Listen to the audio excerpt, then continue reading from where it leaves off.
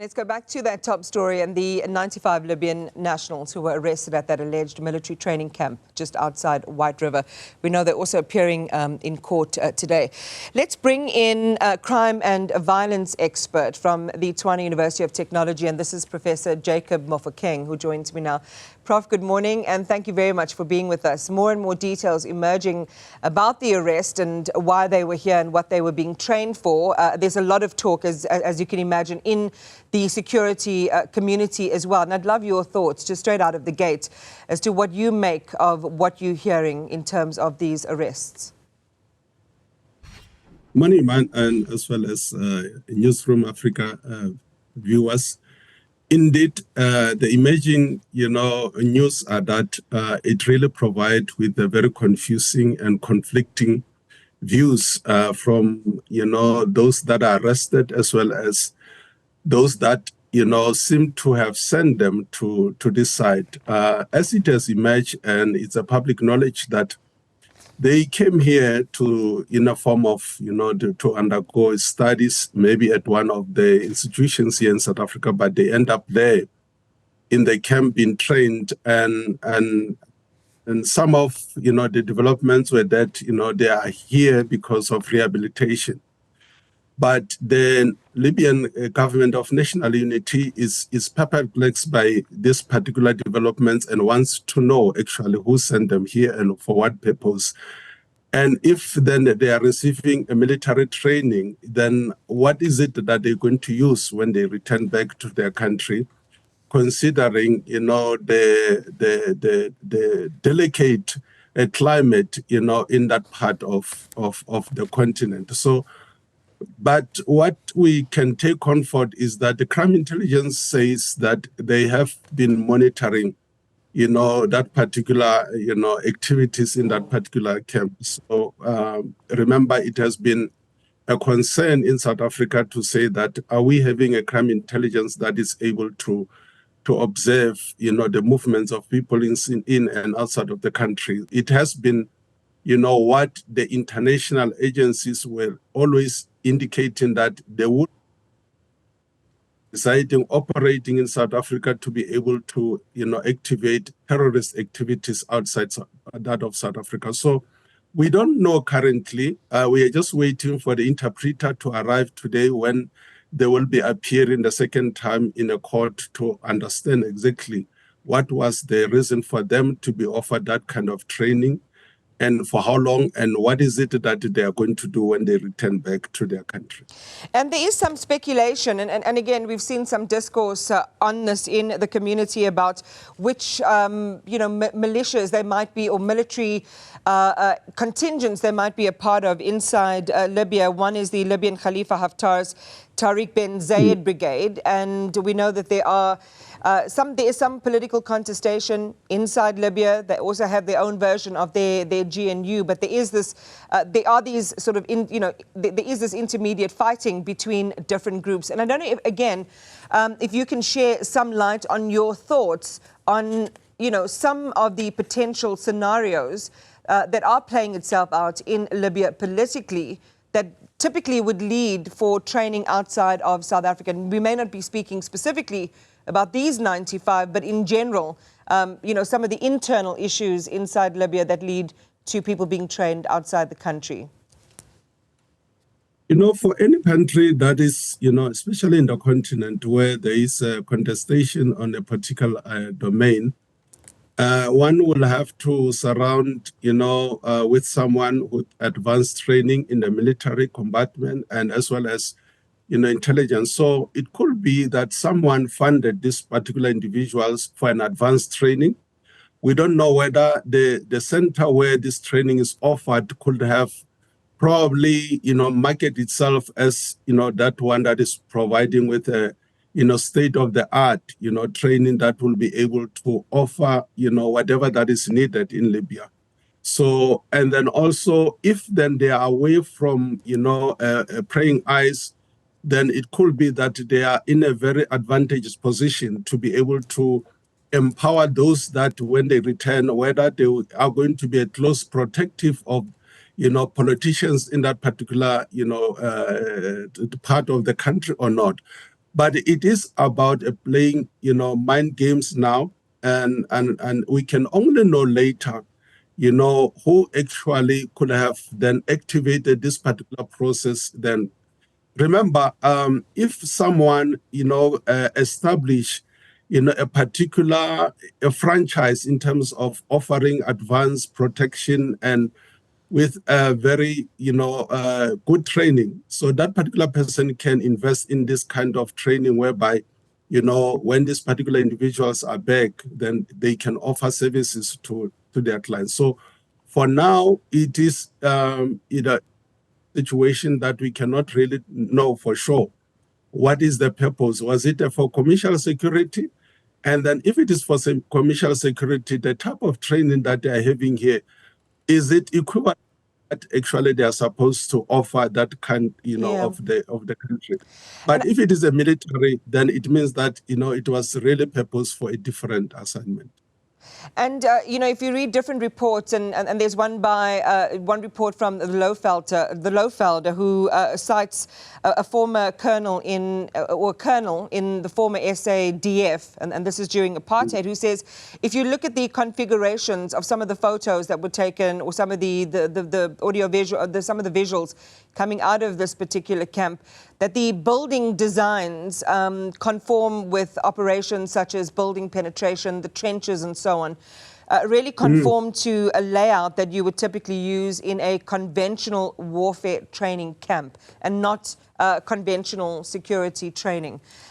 So, there are some early indications based on what some of the experts are saying, and again, we'll see what comes out in court, that this didn't fit the bill of an ordinary security guard training facility. No, it does not. So I think, it was just that it was intercepted, and then had this group succeeded, to come here, train and go back, I suspected that the second or third group, then eventually they will have maybe establish a base whereby advanced training in terms of military use and usage, as I agree and concur with those, analysts, that if you look at the infrastructure at the training, so it offers something that is totally different from what they claim. And the fact that there are so many loose ends in terms of the reasons why they came here, to study, but only to find that they are there, it just shows that, what we see is just a tip of an iceberg. So it has to really to be thoroughly investigated so that in the future, things like this should really be prevented. And we showed some picture there in some of the earlier images that we shared with our viewers, what this particular security expert quoted by this media outlet is saying: double-story container buildings, high-rise towers painted in camouflage colors, zigzag trenches, green military tents, well-placed, sandbags and so on. Again, confirming or conforming to this idea of a military-style layout rather than a security layout. I want to go to how the community around this particular base, this military day training camp, felt about things, the alarm that they tried to raise with the police. We just talked to our reporter who said, for the last couple of weeks, the community has raised concerns about this. They've even gone ahead and laid some charges with respect to certain criminal activities. It seemed as if police weren't taking this too seriously. We also heard from the CPF there as well, expressing concerns. Typically in communities, where, this is happening, it's not really in the heart of a business location, or in other words, I don't want to say remote because it's not entirely remote, but, it's not exactly, right in the middle of South African life, so to speak. How ripe are these sorts of locations for these sorts of setups and then consequently having the kind of impact that the community says it's had on their lives? Well, then these types of locations are, situated where, they will not really draw a lot of, public attention, even though, as you indicated that these individuals were able to have access, to the communities around them. But you also, get the stories that, the same individuals were harassing the communities.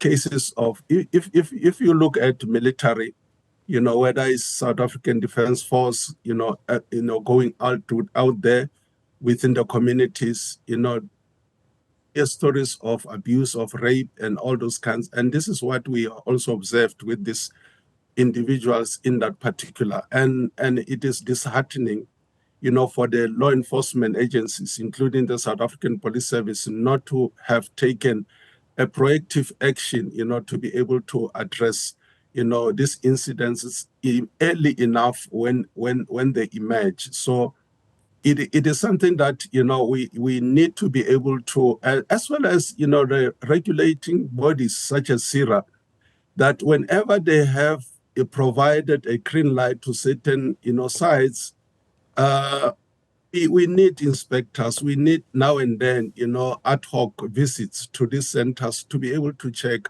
are you doing what you have applied, to be doing? So in this particular instance, then they will be able to protect, communities from, from future attacks or possible attacks where, if a place is isolated, far away from the public scrutiny, that's when abuse will come, because remember, these centers, they need to make money.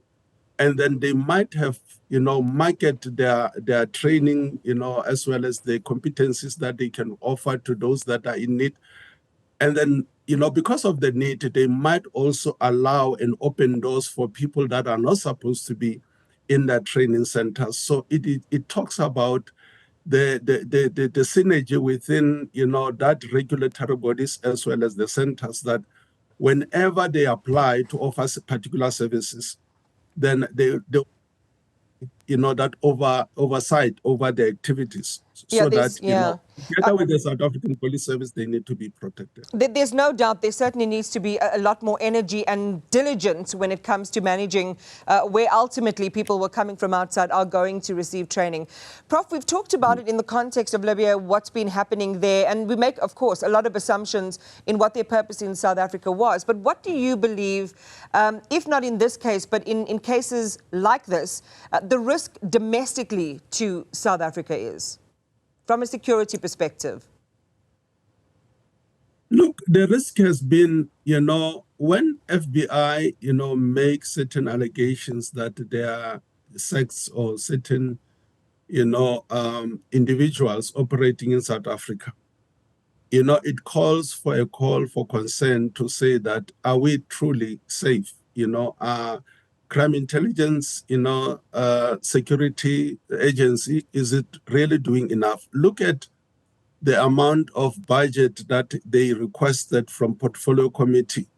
It amounts to over 3 trillion, so, and it talks about, then it is supposed to have the advanced technologies, advanced, resources, adequate resources, adequately, proactively looking at anything that happens in South Africa to say that we don't want to keep on getting stories that it looks like we are not safe.